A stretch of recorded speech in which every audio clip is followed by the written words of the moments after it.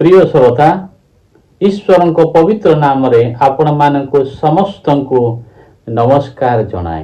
तार संगे संगे आज शिक्षा मध्य को आपण मानक प्रत्येक को स्वागत करुअछि। प्रिय श्रोता, आज शिक्षा किछि एक भयंकर विषय नहीं, जहा कि प्रभु मो हृदय रे कथा कहिले ताहा मो आपमान को साक्षात रे प्रकाश करुअछि। आज शीर्षकटी है भयंकर घटिब हृदय रे कु अभिलाष थिले। भयंकर घटिब हृदय रे कु अभिलाष थिले। प्रिय श्रोता, आप मान चतुर्पार्श्व आप मान देखुथिबे ना एक एक व्यक्ति जीवन रे भयंकर विषय सब घटी जाउची। अनेके भयंकर पाप रे पतित होउछंती, अनेके भयंकर मंद विषय लिप्त होउछंती। ए सब कहीं घटुची आउ किपरि घटुची से विषय नहीं आज आम शिखा प्रभु वाक्य अनुसार। तो आसतु आज ध्यान निमंते आम केतोटी शास्त्रांश पाठ करवा ताहा आपण माने पाई परिबे। प्रथमे पढ़िबा माने प्रथम सामुएल तार 16 पर्वर आमेने 7 पद पाठ करवा। मात्र सदा प्रभु सामुएल को कहिले, एहार रूप की शरीर उच्चता प्रति दृष्टि न कर, जेहेतु आम्भे यहाकु अग्राह्य करू। पुणी मनुष्य जेपरि देखे सदा प्रभु सेपरि देखते नहीं, कारण मनुष्य बाह्य रूप देखे, मात्र सदा प्रभु अंतकरण देखते। प्रिय श्रोता, आमाने मनुष्य आमाने बाह्य रूप देखो, किंतु आमाने अंतकरण देखु ना। ए जगह परमेश्वर वाक्य कहे जे सदा प्रभु अंतकरण देखते, किंतु मनुष्य बाह्य रूप देखे। आमने बाहर रूप को देखी थाओ, किंतु परमेश्वर अंतकरण को देखी थांती।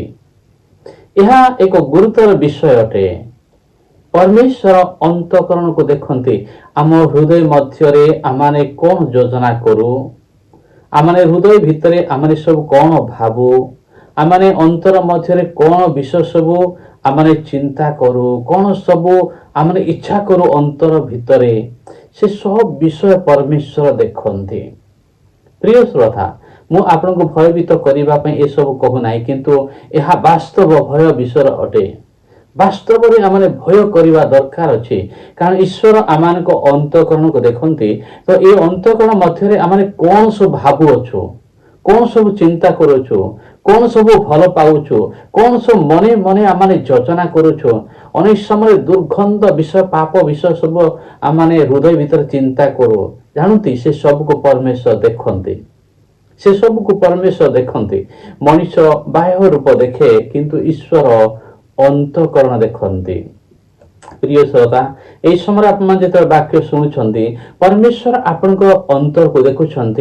आपण किपरि परमेश्वर वाक्य शुणुंट परे आपण माने केवल ज्ञान पाई शुणुंट ना आपण माने हृदय पाई वाक्य गुड़िक शुणुंट। जदि ज्ञान पाई केवल शुणुंट ताहा परमेश्वर जानते। जदि हृदय सहित आप हृदय रे संचित करी हृदय परिवर्तन निमंते वाक्य शुणुंट आउ ताहा मध्य परमेश्वर जानते। प्रिय श्रोता, आमने हृदय मध्य कौन सब भावुछु, कौन सब चिंता करुछु, कौन सब विचार करुछु, कौन सब योजना करुछु, से सब विषय को ईश्वर देखते।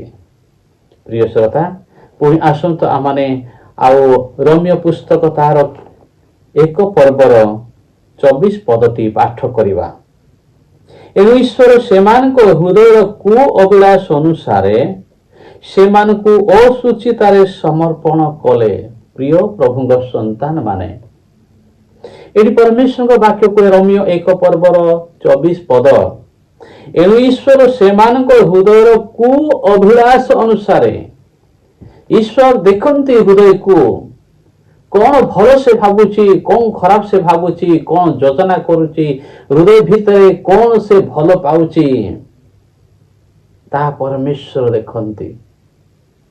आमाने प्रथम सामुएल तार 16 पर्वर 7 पदटी आमाने पढ़िथिलु, जो जगह कि परमेश्वर वाक्य कहे जे मनुष्य बाह्य रूप देखे, किंतु ईश्वर अंतकरण देखते। तो यही पद आम देखुचु कि कौन कुहे परमेश्वर वाक्य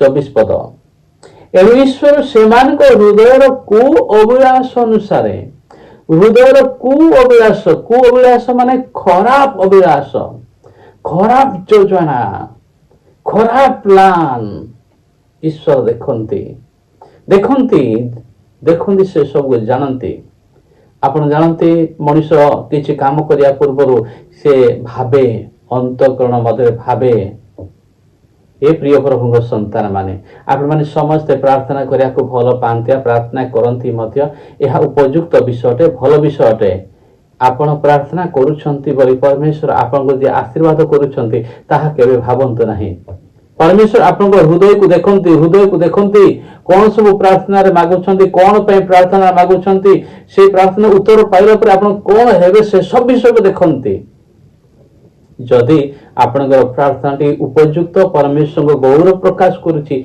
ताहले से प्रार्थना को सुनते हे प्रिय प्रभु संतान माने एक भयंकर विषय घटुची देखो ये वाक्य लिखाई कौन एणु ईश्वर से हृदय कु अभिलाष अनुसार से हृदय कु अभिलाष देखिकी ईश्वर से कौन कर अशुचितार समर्पण कर अशुचि जहाँ सूची नहीं अशुचितार समर्पण कर मंद विषय समर्पण कर खराब विषय समर्पण कर कहीं समर्पण कर सब हृदय कु अभिलाष रखिले खराब योजना कले खराब विषय भाविले खराब कार्य करने चिंता कले खराब कार्य करने भाविले हृदय खाली प्लान कले खराब खराब को प्लान कले आ ईश्वर से अशुचितार समर्पण कर हे प्रिय प्रभु संतान माने हृदय कौन सब भावुं से विषय सावधान हो जातु आपण माने भावती जे तो हृदय आम कौन सब भावु ताहा तो कहीं देखी पारती ना भावु किंतु प्रभुंकर वाक्य कहे प्रथम सामुएल तार 16 पर्व 7 पद आम देखिलु कौन ना परमेश्वर कौन कहते अंतकरण देखते मनुष्य बाह्य रूप देखे अंतकरण ठीक रहा दरकार अच्छी जदि अंतकरण खराब अच्छी खराब काली भावुची खराब काली योजना करुची ताहले परमेश्वर कौन करिवे सेमान अशुचितार समर्पण करिवे प्रिय प्रभु संतान माने आमने भयभीत होगा दरकार आम भय करा दरकार आम हृदय सब कौन प्लान करुचु जानी कौन व्यक्ति बेविचार करिया पूर्व से बेविचार विषय हृदय भावे गोटे पुरुष हो कि गोटे स्त्री हो गोटे झील हो गोटे पुओ हो से प्लान करे हृदय भावे से बेविचार करने पुणी से बेविचार करे और व्यक्ति चोरी करने प्लान करे से चोरी करे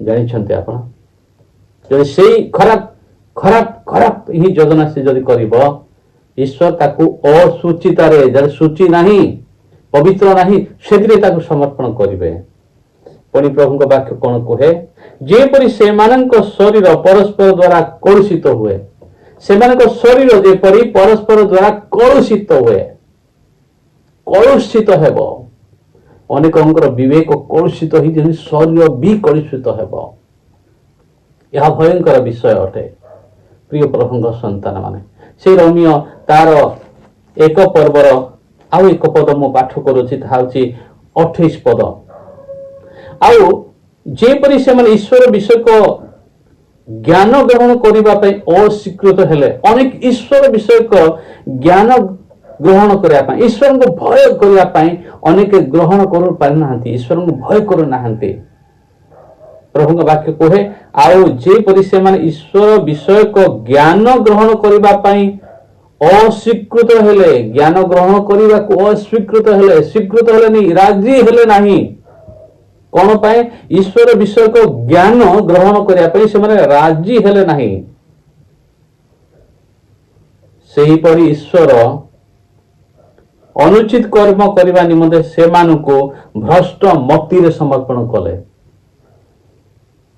जो व्यक्ति ईश्वर विषय को ज्ञान ग्रहण करने इच्छा करे नहीं ईश्वर विषय को ज्ञान ग्रहण करने इच्छा करे नहीं आ ईश्वर कौन करती ना से ईश्वर अनुचित कर्म करने निमंते से मानक कौन करते ना भ्रष्ट मति समर्पण करते मति भ्रष्ट है कहना कि मन मस्तिष्क भ्रष्ट है कहना कि से ईश्वर भ्रष्ट मति समर्पण करते ସାବଧାନ ହୁଅନ୍ତୁ କି ପ୍ରକାର ପ୍ଲାନ୍ ସବୁ ଆପଣ କରୁଛନ୍ତି।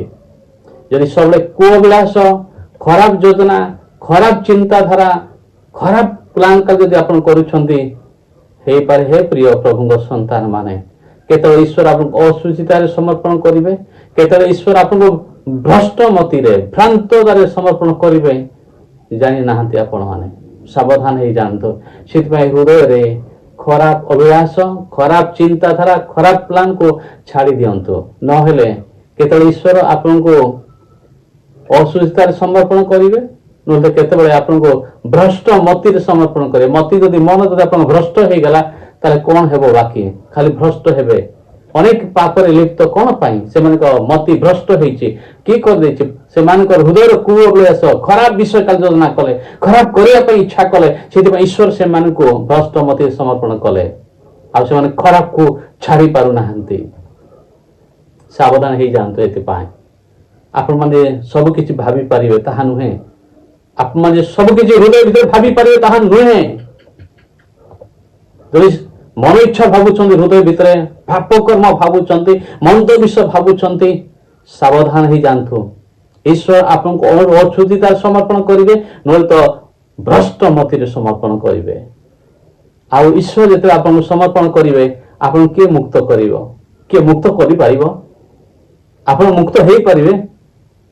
ନୁହେଁ, ସମ୍ଭବ ନାହିଁ। ସେଥିପାଇଁ ସାବଧାନ ହେଇଯାଆନ୍ତୁ।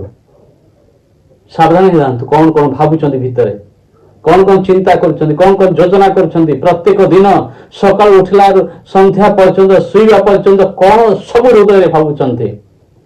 ସେ ଭାବିବା ସବୁ କୋଉ ଅଭିଳାଷ, ଭଲ ଅଭିଳାଷ, ଭଲ ଇଚ୍ଛା ଗୁଡ଼ିକ ନା ଖରାପ ଇଚ୍ଛା ଗୁଡ଼ିକ, ସେ ସବ ବିଷୟରେ ସାବଧାନ ହେଇଯାଆନ୍ତୁ। ନହେଲେ ଈଶ୍ୱର ଯଦି ଆପଣଙ୍କୁ ଅସୁଚିତାରେ ସମର୍ପଣ କରିବେ, ଭ୍ରଷ୍ଟ ମତିରେ ସମର୍ପଣ କରିବେ, ତାହେଲେ ଆପଣ ରକ୍ଷା ପାଇପାରିବେ ନାହିଁ। ସାବଧାନ ହେଇଯାଆନ୍ତୁ। ସେଥିପାଇଁ ଅନେକ ଖ୍ରୀଷ୍ଟିଆନ ଆଜି କଣ ପାଇଁ ମନ୍ଦ କାର୍ଯ୍ୟରେ ଲିପ୍ତ ଅଛନ୍ତି, ଅନେକ କାହିଁକି ବ୍ୟଭିଚାର କାର୍ଯ୍ୟରେ ଲିପ୍ତ ଅଛନ୍ତି, ଅନେକ କାହିଁକି ମଦ୍ୟପାନ ନିଶାରେ ଲିପ୍ତ ଅଛନ୍ତି, ସେଠୁ ବାହାରି ପାରୁନାହାନ୍ତି। ଜାଣିଛନ୍ତି, ସେଠି ଖାଲି ଘାଣ୍ଟି ହଉଛନ୍ତି। ଗାଡିର ଚକା ଯେମିତି ଘୁରେ ନାହିଁ କି, ସେମିତି ସେଥିରେ ଘାଣ୍ଟି ହଉଛନ୍ତି। ଅନେକ ତ ଟଙ୍କା ପଇସା ପାଇଁ ଘାଣ୍ଟି ହଉଛନ୍ତି। ଟଙ୍କା ପାଇଁ କଣ ବି ପାପ କରିପାରିବେ ସେମାନେ। ବୁଝିପାରିଲେ ତ? ସାବଧାନ ହେଇଯାଆନ୍ତୁ। ଆପଣ ଜାଣି ରଖନ୍ତୁ, ଏ ଦୁନିଆରେ ଯାହା କିଛି ଅଛି ନା, କିଛି ନେଇପାରିବେ ନାହିଁ ଆପଣମାନେ। ସାବଧାନ ହେଇଯାଆନ୍ତୁ। ସେଥିପାଇଁ ନିଜକୁ ଶୁଚି ଆଉ ପବିତ୍ର କରି ରଖନ୍ତୁ। ଈଶ୍ୱରଙ୍କୁ ଭୟ କରନ୍ତୁ। ଏଠି ପ୍ରଭୁଙ୍କ ବାକ୍ୟ କହେ କଣ? ରୋମିଓ 1:28। ଆଉ ଯେପରି ସେମାନେ ଈଶ୍ୱର ବିଷୟକ ଜ୍ଞାନ ଗ୍ରହଣ କରିବା ପାଇଁ, ଈଶ୍ୱର ଯେ ଅଛନ୍ତି, ଈଶ୍ୱର ଯେ ସବୁ କିଛି ଦେଖୁଛନ୍ତି,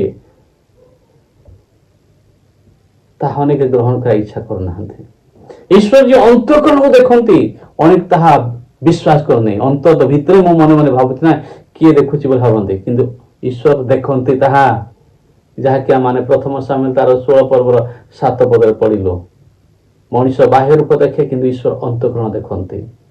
ଆଉ ରୋମିଓ 1 ଆମେ 24 ପାଠ କଲୁ କଣ? ପୁନର୍ବାର ମୁଁ ତାହା ପାଠ କରୁଅଛି।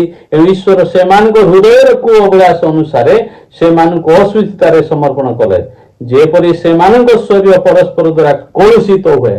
ଆପଣମାନେ କଳୁଷିତ ହେବେ, ବିନଷ୍ଟ ହେବେ, ପାପର ଲିପ୍ତ ହେବେ। ସେଥିପାଇଁ ଅସୁଚିତାରେ ସମର୍ପଣ କରିବେ। ଯଦି ହୃଦୟ ଭିତରେ ସବୁବେଳେ କୁଅଭିଳାଷ, ଖରାପ ଯୋଜନା କରୁଛନ୍ତି, ତାହେଲେ ପୁଣି ଲେଖା ହେଇଛି 28 ଲେଖା ହେଇଛି, ରୋମିଓ 1:28 ଲେଖା ହେଇଛି।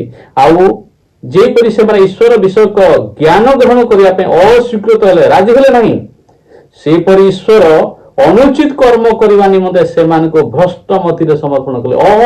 ଅନୁଚିତ କର୍ମ, ଯାହା ଉଚିତ କର୍ମ ନାହିଁ, ସେ କର୍ମ କରିବା ପାଇଁ ଈଶ୍ୱର ସେମାନଙ୍କୁ ଭ୍ରଷ୍ଟ ମତିରେ ସମର୍ପଣ କଲେ। ସେଥିପାଇଁ ଆପଣ ହୃଦୟକୁ ଅତି ଯତ୍ନରେ ରଖନ୍ତୁ, ସାବଧାନ ରଖନ୍ତୁ। କଣ ପାଉଛନ୍ତି ତାହା ଭାବନ୍ତୁ ନାହିଁ। ସାବଧାନ ହେଇଯାଆନ୍ତୁ। ନହେଲେ ଈଶ୍ୱର ଆପଣଙ୍କ ହୃଦୟର କୁଅଭିଳାଷ ଅନୁସାରେ ଆପଣଙ୍କୁ ଅସୁସ୍ଥତା ସମର୍ପଣ କରିବେ, ନହେଲେ ତ ଭ୍ରଷ୍ଟ ମତିରେ ସମର୍ପଣ କରିବେ। ସେଥିପାଇଁ ହୃଦୟକୁ ପବିତ୍ର ଭାବେ ରଖନ୍ତୁ। ଆପଣଙ୍କ ହୃଦୟରେ କଣ ଭାବୁଛନ୍ତି ତାହା ଈଶ୍ୱର ଜାଣୁଛନ୍ତି। ଏ ଭୟଟା ଗ୍ରହଣ କରନ୍ତୁ। ସେଥିପାଇଁ ପ୍ରଭୁଙ୍କ ବାକ୍ୟ କୁହେ ଯେ ସଦାପ୍ରଭୁଙ୍କୁ ଭୟ କରିବା ହେଉଛି ଜ୍ଞାନର ଆରମ୍ଭ ମାତ୍ର।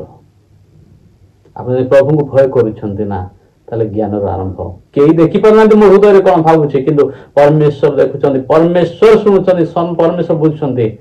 ଏଇ ଯେ ଗୋଟେ ଜ୍ଞାନ ଆସିବ, ତାହା ହେଉଛି ପ୍ରକୃତ ଜ୍ଞାନ, ତାହା ଜ୍ଞାନର ଆରମ୍ଭ। ତାହା ପ୍ରିୟ ପ୍ରଭୁଙ୍କ ସନ୍ତାନ ମାନେ, ପରମେଶ୍ୱରଙ୍କ ବାକ୍ୟ ଅନୁସାରେ ମୁଁ ଆପଣମାନଙ୍କୁ ସାବଧାନ କରିବାକୁ ଚାହେଁ। ସାବଧାନ ହେଇଯାଆନ୍ତୁ, ନହେଲେ ବାରମ୍ବାର ଯଦି ସେ ମନ୍ଦ ବିଷୟରେ ଆପଣ ଲିପ୍ତ ହେଉଥିବେ, ତାହେଲେ ଭୟଙ୍କର ବିଷୟ ସବୁ ଘଟିବ, ଭୟଙ୍କର ଘଟିବ। ଯଦି ହୃଦୟରେ ଓ ଅଭିଳାଷକୁ ସବୁବେଳେ ରଖୁଥିବେ, ଖରାପ ପ୍ଲାନ୍ ଯଦି ଖାଲି କରୁଥିବେ, ତାହେଲେ ସାବଧାନ ହେଇଯାଆନ୍ତୁ। ପରମେଶ୍ୱରଙ୍କ ବାକ୍ୟକୁ ଶୁଣିକି ବଦଳି ଯାଆନ୍ତୁ, ହୃଦୟରେ ଭଲ ପ୍ଲାନ୍ କରନ୍ତୁ, ପରମେଶ୍ୱର ଗ୍ରହଣ କଲା ପରେ ଯୋଜନା କରନ୍ତୁ, ପରମେଶ୍ୱର ଗ୍ରହଣ କଲା ପରେ ବିଷୟ ଭାବନ୍ତୁ। ଈଶ୍ୱର ଆପଣଙ୍କୁ ଆଶୀର୍ବାଦ କରିବେ। ଯଦି ଖାଲି ମନ୍ଦ ବିଷୟ ଭାବୁଛନ୍ତି, ମନ୍ଦ ଯୋଜନା କରୁଛନ୍ତି, ସାବଧାନ ହେଇଯାଆନ୍ତୁ। ଜାଣିନାହାନ୍ତି ଆପଣ ଈଶ୍ୱରଙ୍କୁ, ସେ ଅଶୁଦ୍ଧତାରେ ନହେଲେ ତ ଭ୍ରଷ୍ଟ ମତିରେ ସମର୍ପଣ କରିବେ, ଆଉ ସେଠୁ ମୁକୁଳି ପାରିବେ ନାହିଁ।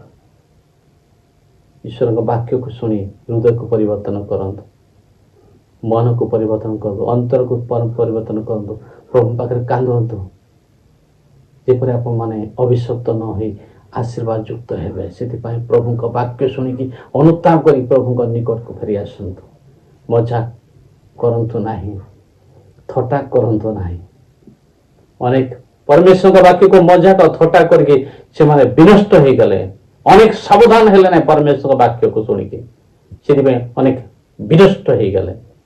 ପରମେଶ୍ୱର ସେଦିନ ଲୋଟ ଓ ତାଙ୍କ ଝିଅମାନଙ୍କୁ ତାଙ୍କ ସ୍ତ୍ରୀକୁ କହିଥିଲେ, ସମ୍ମୁଖସ୍ଥ ପର୍ବତକୁ ପଳାୟନ କର, ପଛକୁ ଅନାଉ ନାହିଁ। କିନ୍ତୁ ସେ ପଛକୁ ଅନେଇଲା ଲୋଟଙ୍କ ସ୍ତ୍ରୀ, ଲବଣସ୍ତମ ହେଇଗଲା। ସାବଧାନ ହେଇଯାଆନ୍ତୁ, ପରମେଶ୍ୱରଙ୍କ ବାକ୍ୟ ଯାହା କହୁ ତାହାକୁ ମାନନ୍ତୁ, ତାହେଲେ ଈଶ୍ୱରଙ୍କ ଆଶୀର୍ବାଦ ପାଇବେ। ବାକ୍ୟକୁ ମାନନ୍ତୁ, ତାହେଲେ ପ୍ରଭୁ ଆପଣଙ୍କୁ ଆଶୀର୍ବାଦ କରିବେ।